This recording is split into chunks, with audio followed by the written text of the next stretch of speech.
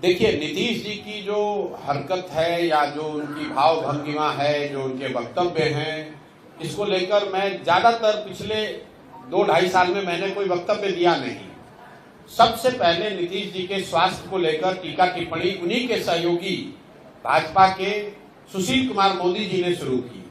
नवंबर 2023 में पहली बार सुशील मोदी जी ने कहा कि लगता है कि नीतीश जी गंभीर मानसिक रोग से पीड़ित हैं। उसके बाद से बिहार के करीब करीब सभी नेताओं ने उनके स्वास्थ्य पर टीका टिप्पणी की है।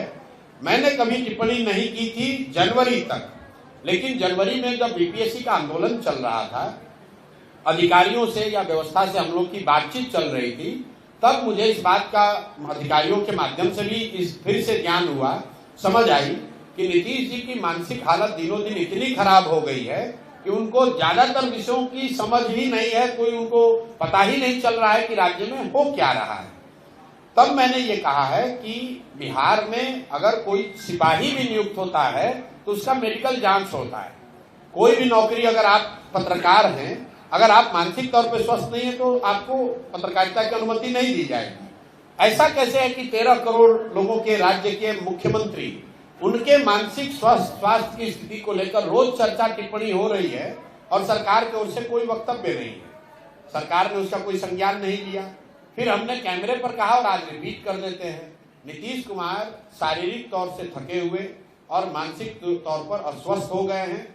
और अगर इसका प्रमाण आपको जानना है तो खाली आप खड़े होकर नीतीश कुमार जी से उनके मंत्रिपरिषद के सदस्यों का नाम पूछ लीजिए। नीतीश कुमार की मानसिक हालत आज ये है कि वो अपने मंत्रिपरिषद के साथी मंत्रियों का नाम तक नहीं जानते हैं, नहीं याद है उनको, और उनके भरोसे 13 करोड़ लोगों का जीवन छोड़ा हुआ है। तो नीतीश कुमार जी की तो गलती है ही, उन्हें इस्तीफा देना चाहिए क्योंकि वो स्वस्थ नहीं है। लेकिन उससे भी बड़ा दोष उनके सहयोगी दल भाजपा का है, क्योंकि ये नहीं संभव है कि देश के प्रधानमंत्री और गृह मंत्री को ये पता नहीं है कि मुख्यमंत्री नीतीश कुमार की मानसिक हालत या उनकी स्वास्थ्य की स्थिति क्या है। बावजूद इसके वो लोग नीतीश कुमार को सामने खड़ा करके राजनीतिक रोटी सेक रहे हैं। इसलिए मुझे लगता है कि इसके लिए भाजपा भी बराबर की गुनाहगार है, जो ये समझती है कि बिहार